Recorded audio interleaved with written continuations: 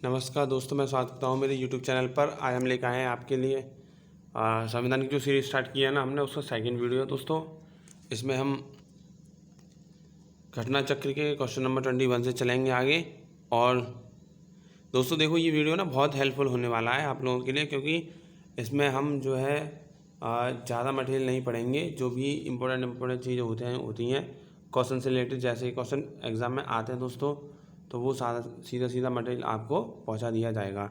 और मैं वीडियो ज़्यादा छोटी इसलिए बना रहा हूं क्योंकि स्टूडेंट के पास देखिए कम समय होता है, एग्ज़ाम नज़दीक होता है तो ज़्यादा चीज़ें पढ़ नहीं पाते हैं। ठीक है, तो ये सभी एग्ज़ाम के लिए काफ़ी इंपॉर्टेंट है। तो आप लोगों को लगता है कि वीडियो स्लो बन रही है या कुछ भी है, तो आप जो इसको है ना 1.5 की स्पीड में, 1.25 की स्पीड में देख सकते हो दोस्तों। ठीक है, क्योंकि ये रिवीजन ही तो करना है। और अगर किसी को समझना है तो समझ के करें, धीरे धीरे, कोई दिक्कत वाली बात है नहीं उसमें, क्योंकि मैं समझाता भी जा रहा हूँ साथ साथ इसमें। ठीक है, तो वीडियो पसंद आए तो लाइक करें और दोस्तों में शेयर करें और हमें सपोर्ट करें ऑन यूट्यूब। चलते क्वेश्चन नंबर 21 से दोस्तों। तो भारतीय संविधान के अनुच्छेद 1 में यह घोषणा की गई है कि इंडिया अर्थात भारत क्या है, बताइए। तो देखिए, राज्यों का संघ है, एकात्मक विशेषताओं वाला संघीय राज्य है, या संघीय विशेषताओं वाला संघीय राज्य है, या संघीय राज्य केवल। तो राज्यों का संघ तो चलो हमें बोला गया है दोस्तों। ठीक है, राज्यों का संघ तो बोला गया है, यही आंसर भी है दोस्तों। ठीक है ना, राज्यों का संघ बोला गया है भारत को अनुच्छेद 1 में। ठीक है दोस्तों, चलते हैं question number next, question number 22। यहाँ देखते हैं हम लोग, संविधान के अनुच्छेद 1 में भारत को क्या कहा गया है। फिर से वही क्वेश्चन है दोस्तों। देखिए, क्वेश्चन घुमा फिरा के पूछ लेता है, इसलिए बार बार एक जैसे क्वेश्चन आ रहे हैं। ठीक है, तो परिसंघ कहा गया है, परिसंघ प्रबल एकात्मक आधार के साथ, या महासंघ, या राज्यों का संघ। तो अभी बताया था, इसका आंसर क्या है, option number D is correct, राज्यों का संघ दोस्तों। ठीक है, नेक्स्ट, शक्तियों का विभाजन और स्वतंत्र न्यायपालिका किसकी दो महत्वपूर्ण विशेषताएं हैं। तो शक्तियों का विभाजन दोस्तों, तो ऑप्शन देख लें आप। ऑप्शन नंबर ए इज सरकार का लोकतांत्रिक स्वरूप, ऑप्शन नंबर बी सरकार का संघीय स्वरूप, और ऑप्शन नंबर सी सरकार का समाजवादी स्वरूप, ऑप्शन नंबर डी है सरकार का एकात्म स्वरूप। तो इसमें आंसर है दोस्तों शक्तियों का विभाजन और स्वतंत्र पालिका न्यायपालिका जो है सरकार का संघीय स्वरूप, यानी option number B is correct answer. सरकार का संघीय स्वरूप को दिखाता है ये जो है शक्तियों का विभाजन और स्वतंत्र न्यायपालिका दोस्तों। ठीक है, नेक्स्ट क्वेश्चन। अच्छा दोस्तों, इस क्वेश्चन का थोड़ा सा डिस्कशन हम समझ ले रहे हैं। ऐसा कैसे है, देखिए, संघ और राज्यों के बीच शक्तियों का विभाजन संघात्मक संविधान का मूल तत्व है। यह विभाजन प्राय एक संविधान द्वारा किया जाता है जो देश की सर्वोच्च विधि है। ठीक है, चूंकि सरकारों की शक्तियों का विभाजन एक लिखित संविधान द्वारा होता है, जिससे विभिन्न सरकारें एक दूसरे के कार्यक्षेत्र में जो कोई इंटरफियर ना करें दोस्तों। और इसके लिए एक ऐसी संस्था की आवश्यकता होती है जो स्वतंत्र एवं निष्पक्ष होकर केंद्रीय तथा राज्य सरकारों के बीच विवादों को निष्पक्षता से निपटा कर सके। तो उसके लिए बनाया जाता है दोस्तों सुप्रीम कोर्ट को। ठीक है ना, कैसे उसके लिए बनाया जाता है सुप्रीम कोर्ट को दोस्तों। तो सुप्रीम कोर्ट क्या करती है, राज्यों या फिर सेंटर के बीच में लड़ाई हो जाए, कोई भी बात को लेकर दंगा हो जाए, जैसे नदी नदियों का दंगा हो जाता है दो राज्य सरकारों के बीच में, तो उनका निपटारा करती है। और ये एक जो है ना स्वतंत्र संस्था है, न्यायपालिका जो है, ये किसी के दबाव में काम नहीं करती है दोस्तों। ठीक है, इसका आंसर उम्मीद करता हूँ आपको समझ में आया होगा। चलते नेक्स्ट क्वेश्चन पर। तो दोस्तों नेक्स्ट क्वेश्चन है, भारत में संघ राज्य क्षेत्रों की संख्या कितनी है। संघ राज्य क्षेत्रों की संख्या, तो दोस्तों इसमें ऑप्शन दे रखा है बी, ये गलत आंसर है, क्योंकि अब जो है चीज़ें बदल चुकी हैं। अब 8 संघ राज्य क्षेत्र है हमारे भारत में, ध्यान दीजिएगा। 8 संघ राज्य क्षेत्र कौन कौन से, वो उनके नाम भी देख रहे हैं हम दोस्तों। देखो, वर्तमान में भारत में संघ राज्य क्षेत्रों की संख्या 8 है, ये 7 नहीं है, आप करेक्ट कर लीजिएगा, यहाँ पे 8 है दोस्तों। दिल्ली, पांडिचेरी, चंडीगढ़, दादरा नगर हवेली, ये और दमन और दीव दोस्तों, इन दोनों को मिला के ना एक कर दिया गया है। दादरा नगर हवेली और दमन और दीव को मिलाकर एक कर दिया है। ठीक है, अंडमान निकोबार द्वीप समूह और फिर लक्षद्वीप, कितने हो गए दोस्तों, 1 2 3, ये दोनों मिला के एक 4 5 6 7। और दोस्तों अभी जो है हमने लद्दाख और 2 और बन गए इसमें, जो है लद्दाख और आपका जम्मू एंड कश्मीर, इनको मिलाकर भी JNK दोस्तों, जम्मू एंड कश्मीर। तो आप गिन लीजिएगा, देखिए कितने हो गए ये।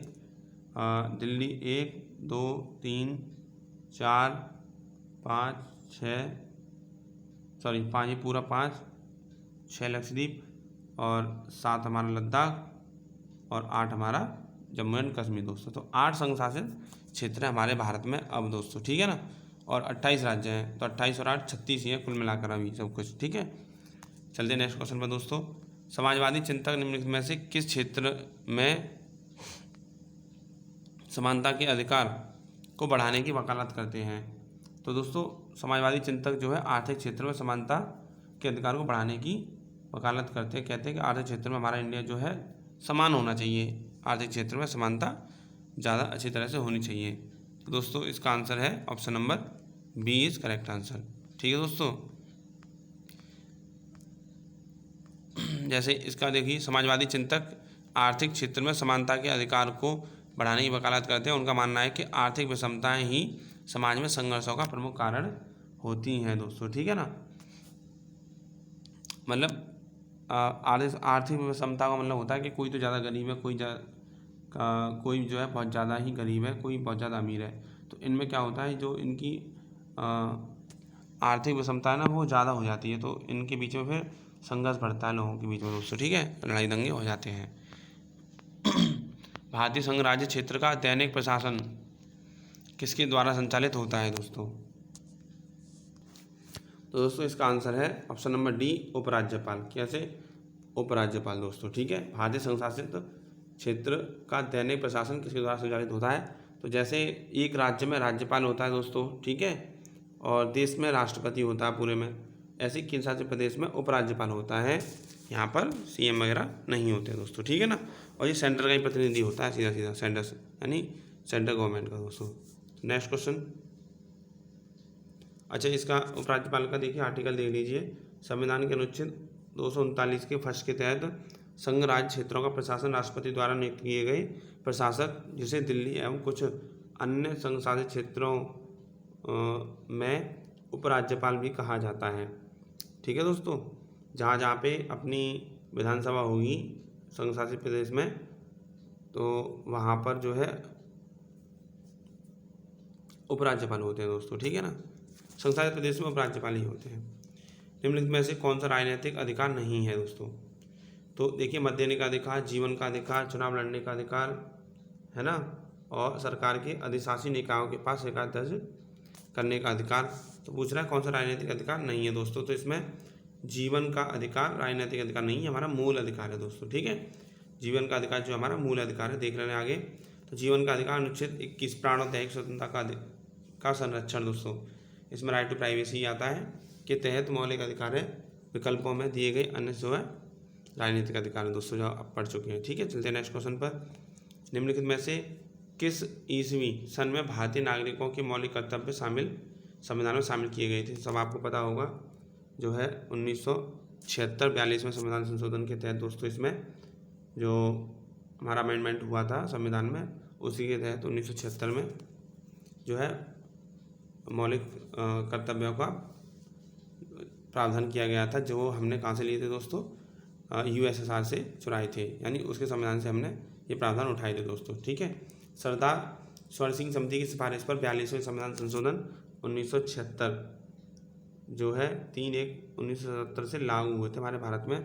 भारतीय संविधान में भाग 4A तथा अनुच्छेद 51A जोड़कर भारतीय नागरिकों के 10 मौलिक कर्तव्य शामिल किए गए थे, जिनकी संख्या 86वें संविधान संशोधन 2002 के बाद से 11 हो गई थी दोस्तों। 2002 में 11 हो गई थी, पहले इनकी जो है 10 थी दोस्तों। अब 11 में जो क्या है कि 11 में ये है कि 6 से 13 से 14 साल तक के बच्चे को अनिवार्य शिक्षा, ठीक है ना, तो ये दे रखा है 11वें में। चलते नेक्स्ट क्वेश्चन पर दोस्तों। भारतीय संविधान लागू हुआ, तो भारतीय संविधान लागू कब हुआ? ऑप्शन नंबर है 26 जनवरी 1950 को और 26 जनवरी 1952 को दोस्तों। तो ऑप्शन नंबर ए ही इसमें करेक्ट आंसर है, लागू हुआ। देखो, अपनाने की बात अलग है, लागू होने की बात अलग है दोस्तों, ठीक है। संविधान सभा ने अपनाया था 26 नवंबर 1949 को, ठीक है। तो ये ऑप्शन नहीं है, ऑप्शन नंबर डी में कन्फ्यूज जाते लोग, option number A is correct दोस्तों। तो इसको थोड़ा देख लेते हैं। संविधान सभा के तृतीय वाचन की समाप्ति 26 नवंबर 1949 को हुई और इसी तिथि को सभा के सभापति के हस्ताक्षर के साथ ही संविधान को अपना लिया गया, अंगीकृत कर लिया और अधिनियमित और आत्मसमर्पित किया गया था। इस तिथि से ही यद्यपि संविधान के नागरिकता, निर्वाचन और अंतरिम संसद से जुड़े उपबंध लागू कर दिए गए, किंतु अंतिम रूप से 26 जनवरी 1950 को ही पूर्णतः लागू हुआ था दोस्तों। और इस तिथि को ही उसके प्रारंभ होने की तारीख भी कहा जाता है। तो 26 जनवरी 1950 ही इसका आंसर है दोस्तों। ठीक है, कन्फ्यूज नहीं होना है। भारतीय संविधान अपनाया गया था, कब अपनाया गया था अभी हमने बताया था, देखो 26 नवंबर 1949 को दोस्तों। Option number C is correct answer. ठीक है, नेक्स्ट क्वेश्चन। हमारे संवैधानिक इतिहास में 26 नवंबर 1949 एक महत्वपूर्ण दिन है, क्योंकि इस दिन हमारा भारत का संविधान जो है बनकर तैयार हो गया था। Option number B is correct answer दोस्तों। ठीक है, option number B is correct answer. चलते नेक्स्ट। समग्र रूप से भारतीय संविधान लागू कब हुआ दोस्तों? अभी बताया तो था 26 जनवरी 1950 को हुआ था। Option number A is correct answer. ठीक है दोस्तों, option number A is correct answer. चलते हैं नेक्स्ट क्वेश्चन पर। और संविधान का प्रारूपण पूरा हुआ तो भैया 26 नवंबर 1949 को जो है संविधान बन के तैयार हो गया था, हम लोगों ने अपना भी लिया था, लेकिन लागू हुआ था दोस्तों 26 जनवरी 1950 को। कन्फ्यूज नहीं होना है, इस दिन संविधान दिवस मनाते हैं और इस दिन हम गणतंत्र दिवस मनाते हैं दोस्तों। ठीक है, चलते हैं नेक्स्ट क्वेश्चन पर। जन्म संग्रह तथा उपक्रमण कराया जाता है, तो दोस्तों जन्म संग्रह तथा उपक्रमण कहाँ कराया था? भारत में, स्विट्जरलैंड में, अमेरिका में या ग्रेट ब्रिटेन में दोस्तों? तो ये स्विट्जरलैंड में कराया जाता है, इसको रेफरेंडम कहते हैं। यहाँ पे क्या होता है दोस्तों? पब्लिक का ओपिनियन जाना जाता है कि कौन अच्छा है कौन अच्छा नहीं है किसी भी काम के लिए, है ना, ये करना चाहिए या नहीं करना चाहिए, कौन कितने फेवर में है, कौन कितना आपके अगेंस्ट है। तो ये जन्म संग्रह कराया जाता है। वहाँ पे वोटिंग नहीं होती, एक तरह से वोट ही कह सकते हैं, लेकिन इसमें ऑफिशियल रूप से वोट डाले नहीं जाते हैं दोस्तों। ठीक है ना, ओरल ही पूछ लिया जाता है, उसको हम जनमत संग्रह कहते हैं। चलते नेक्स्ट क्वेश्चन पर। भारत में वैध प्रभुसत्ता निहित है, वैध प्रभुसत्ता निहित है किसमें? राष्ट्रपति में, न्यायपालिका में, मंत्रिमंडल में या संविधान में दोस्तों? तो वैध प्रभुसत्ता संविधान में निहित है। Option number D is correct answer दोस्तों। ठीक है ना, ऑप्शन नंबर डी। भारत में द्वैध प्रभुसत्ता भारत के लोगों एवं भारतीय संविधान में निहित है, जैसा कि संविधान की स्थापना से स्पष्ट होता है, क्योंकि स्थापना में कहा गया है कि हम भारत के लोग। ठीक है दोस्तों, तो क्वेश्चन नंबर नेक्स्ट है। यूएसए में राष्ट्रपति द्वारा की गई सभी नियुक्तियां तथा उसके द्वारा हस्ताक्षरित सभी संधियों का अनुसमर्थन वहाँ की सीनेट द्वारा किया जाना चाहिए। इससे निम्नलिखित में से क्या निर्दिष्ट होता है? यूएसए में दोस्तों, जैसे हमारे यहाँ पे लोकसभा राज्यसभा होती है, वहाँ पर भी जो है संसद के यानी पार्लियामेंट के दो सदन होते हैं, एक तो सीनेट होता है दोस्तों और एक कांग्रेस होती है। कांग्रेस को ऐसा समझ लो जैसे हमारी लोकसभा है और सीनेट जैसे कि हमारी राज्यसभा है दोस्तों। ठीक है, तो क्वेश्चन क्या कह रहा है दोबारा पढ़ लीजिए।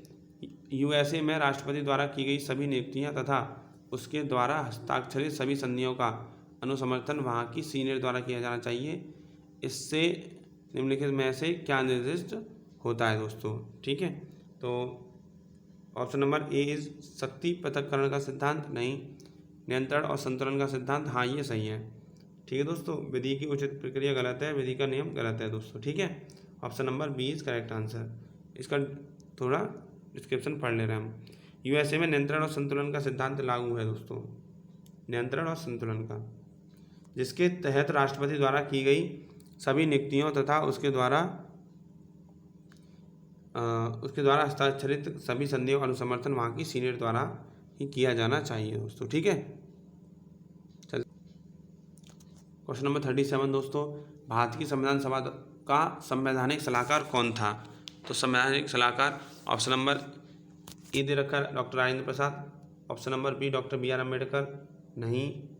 Option number C is correct answer sir B N Rau. तो बी एन राव दोस्तों भारतीय संविधान सभा का संवैधानिक सलाहकार थे। ठीक है, भारत की संविधान सभा के संवैधानिक सलाहकार सर बी एन राव थे और संविधान सभा की प्रथम बैठक 9 दिसंबर 1946 को सच्चिदानंद सिन्हा की अध्यक्षता में हुई, जिनको अस्थायी तौर से अध्यक्ष बना दिया गया था दोस्तों। और फिर दूसरी सभा बैठी 11 दिसंबर 1946 को, जिसमें डॉक्टर राजेंद्र प्रसाद को ना स्थायी रूप से अध्यक्ष चुन लिया गया था और सर बी एन राव को संवैधानिक सलाहकार नियुक्त किया गया था दूसरी बैठक में दोस्तों, जो 11 दिसंबर 1946 को हुई थी। Next question. शासन की संघीय प्रणाली इस अधिनियम के अंतर्गत स्थापित की गई थी? कौन सा ऐसा अधिनियम था जिसके अंतर्गत शासन की संघीय प्रणाली को अपनाया गया दोस्तों?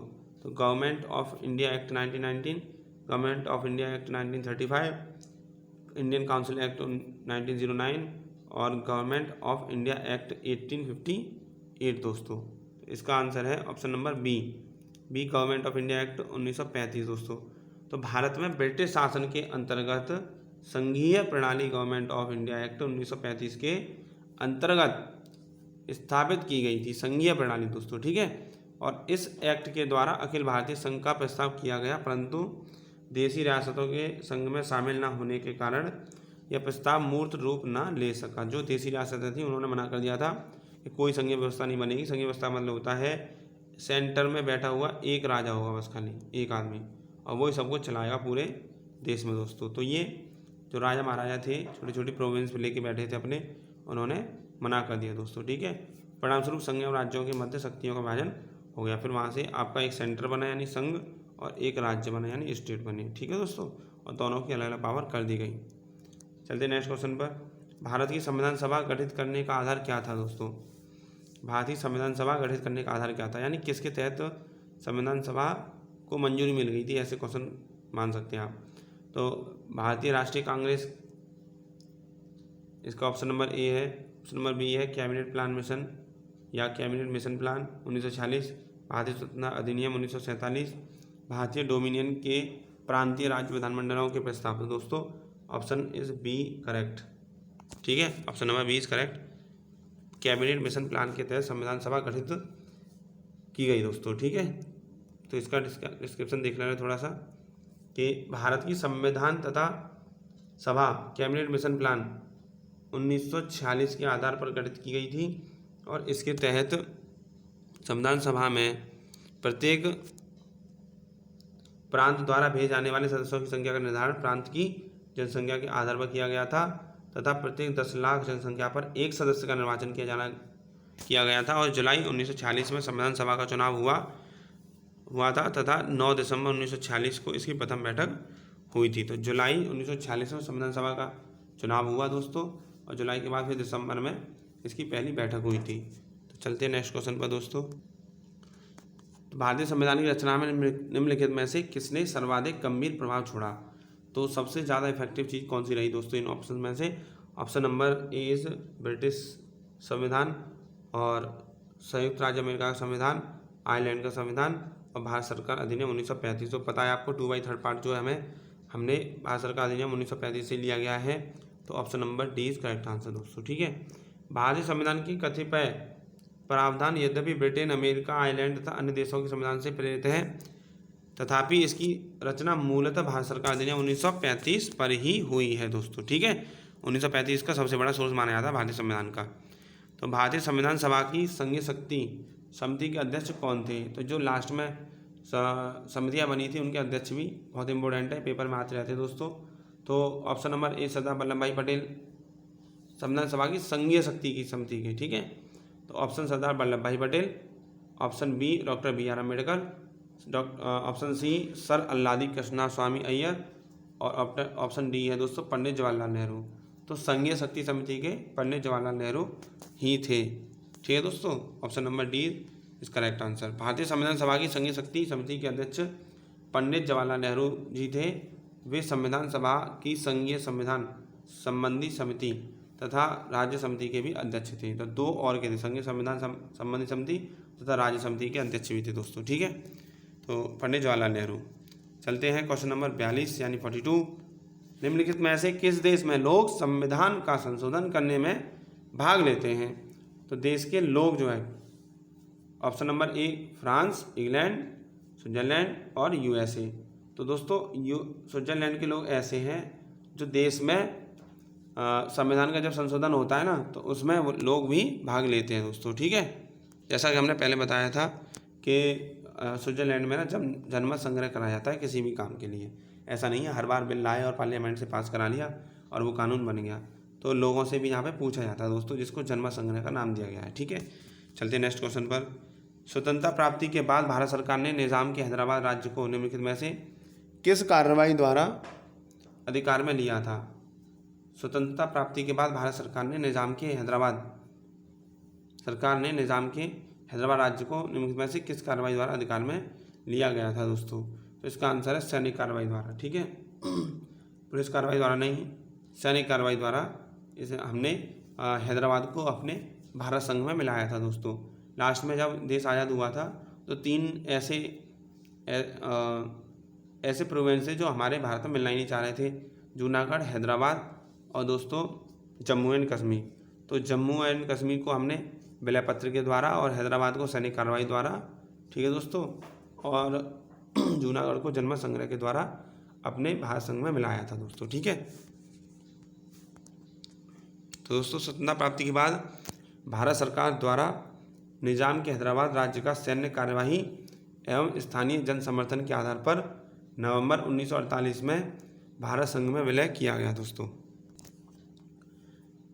क्वेश्चन नंबर 44, निम्नलिखित में से देश का सबसे बड़ा कानून कौन सा है दोस्तों? सबको पता है हमारा भारतीय संविधान ही सबसे बड़ा कानून है देश में। ठीक है, तो option number B is correct answer दोस्तों। देश का सबसे बड़ा कानून भारतीय संविधान ही है तथा इससे ऊपर कुछ भी नहीं है और किसी भी विधि, नियम या विधान के संविधान विरुद्ध होने पर सर्वोच्च न्यायालय द्वारा उसे शून्य घोषित कर दिया जा सकता है या कर दिया जाता है दोस्तों।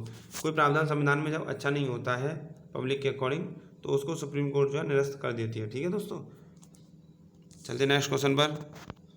नेक्स्ट क्वेश्चन इज मंत्रिमंडल पद्धति तथा सामूहिक जिम्मेदारी निम्नलिखित में से किस देश की देन है? मंत्रिमंडल पद्धति तथा सामूहिक जिम्मेदारी दोस्तों, तो option number A is Ireland, B United States और सी है भारत और डी है ब्रिटेन। तो इसका राइट आंसर है दोस्तों ब्रिटेन ने हमें सामूहिक जिम्मेदारी और मंत्रिमंडल पद्धति सिखाई थी दोस्तों। तो भारतीय संविधान में मंत्रिमंडल शासन पद्धति तथा लोकसभा एवं विधानसभा के प्रति मंत्रिमंडल का सामूहिक उत्तरदायित्व ब्रिटेन की शासन प्रणाली से लिए गए हैं दोस्तों। ठीक है, ब्रिटेन की शासन प्रणाली से लिए गए हैं। चलते नेक्स्ट क्वेश्चन पर 46, निम्नलिखित में से वह देश कौन सा है जिसका राज्याध्यक्ष वंशानुगत उत्तराधिकार की विधि के अनुसार पद ग्रहण करता है दोस्तों? तो चीन है। देखो चीन में तो अब एक ही राष्ट्रपति बन गया है। ठीक है, तो वहाँ तो है नहीं। श्रीलंका में नहीं, यहाँ भी चुनाव होते हैं भारत की तरह ही। और फ्रांस में या जापान में दोस्तों। तो option number D is correct answer. राज्याध्यक्ष वंशानुगत उत्तराधिकार की विधि के अनुसार ग्रहण किए जाते हैं, यानी एक ही परिवार से राजा बनते रहेंगे वहाँ पे, लेकिन उनकी पावर ज़्यादा नहीं होती है।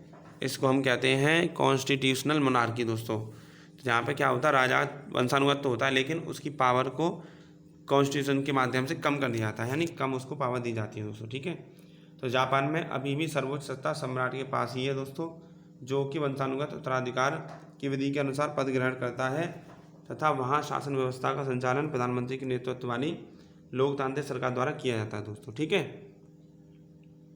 प्रधानमंत्री रहता है वहाँ पर। भारत में राजनीतिक शक्ति का स्रोत है तो दोस्तों संविधान, संसद और राज्य विधानसभाएं या फिर हम भारत के लोग। तो दोस्तों जैसा कि प्रस्तावना में कहा गया है, हम भारत के लोग ही इसका करेक्ट आंसर है। ठीक है ना, पूरी शक्ति भारत की जनता में ही शामिल है दोस्तों। ठीक है ना, भारत की जनता में ही शामिल है। तो भारत एक लिखित संविधान वाला प्रजातांत्रिक देश है दोस्तों। भारतीय संविधान की प्रस्तावना में इसे हम भारत के लोग अर्थात भारतीय जनता द्वारा स्वयं के लिए लागू बताया गया है। अतः भारत में राजनीतिक शक्ति का स्रोत हम लोग अर्थात भारत की जनता ही है। ठीक है दोस्तों, बहुत अच्छा क्वेश्चन है। भारत का संविधान अपना प्राधिकार किससे प्राप्त करता है?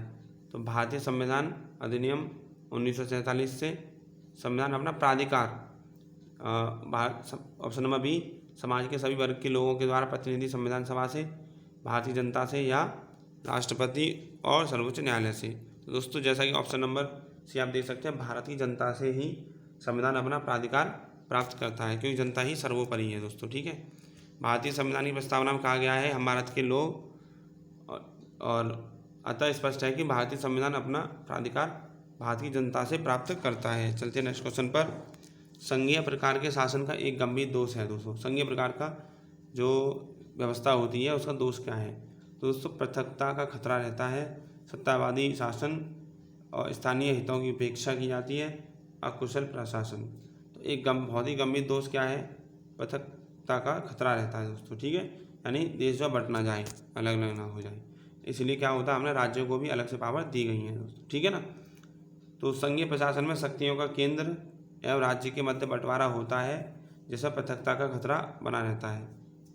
इसके विपरीत एकात्मक शासन प्रणाली में अधिकांश शक्तियाँ केंद्रीकृत होने के कारण इसमें सुदृढ़ता तो बनी रहती है, परंतु इस पर स्थानीय हितों की उपेक्षा का आरोप लगता है दोस्तों बार बार, ठीक है ना। ऑप्शन नंबर 50 लास्ट क्वेश्चन है इस वीडियो का दोस्तों। सरकार की निम्न प्रणालियों में से किसमें द्वि सदन पद्धति एक अनिवार्य लक्षण है? द्वि सदन पद्धति एक अनिवार्य लक्षण है, ठीक है दोस्तों।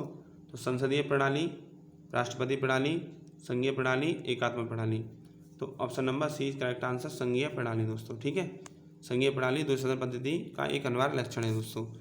संघीय प्रणाली में केंद्रीय विधायिका 2 सदन वाली होती है। यहाँ निम्न सदन में जनता का प्रतिनिधित्व होता है, जबकि उच्च सदन में प्रांतों का प्रतिनिधित्व होता है दोस्तों। इसलिए संघीय शासन प्रणाली में द्विसदनीय पद्धति एक अनिवार्य लक्षण है। यहाँ पर राज्यसभा लोकसभा होते हैं दोस्तों, ठीक है ना। तो कैसी लगी हमारी वीडियो हमें बताइएगा कमेंट करके, और वीडियो पसंद आई है तो दोस्तों लाइक करें और दोस्तों में शेयर करें, और हमारे चैनल को सब्सक्राइब करना ना भूलें दोस्तों। हमें सपोर्ट करें और यूट्यूब, ताकि हम ऐसी वीडियो आपके पास लाते रहें। और देखिए बेल आइकन तो ज़रूर दबाइएगा, क्योंकि हमारी वीडियो नोटिफिकेशन आप तक पहुँच जाए, ठीक है दोस्तों। और ये सीरीज चलती रहेगी, आप लोग पढ़ते रहिए, क्योंकि कई सारे एग्जाम देखिए आने वाले हैं, जैसे कि हेड कांस्टेबल दिल्ली पुलिस आने वाला है, मिनिस्ट्रियल वाला। और दोस्तों CGL में भी ज़्यादा टाइम बचा नहीं है, देखिए अब तो 2.5 महीने बचे हैं। तो ऐसे करके बहुत सारे एग्ज़ाम, पैट का एग्ज़ाम है दोस्तों अक्टूबर में, ठीक है। तो इस समय संविधान तो बहुत ज़्यादा इंपॉर्टेंट है दोस्तों, ये काफ़ी तेज़ी से चल रहा है, तो आप लोग जल्दी जल्दी इसको देख सकते हैं और रिवीजन कर सकते हैं दोस्तों, ठीक है। शेयर करना ना भूलें और लाइक कर हमारी वीडियो को पसंद आई है दोस्तों। नमस्कार, जय हिंद।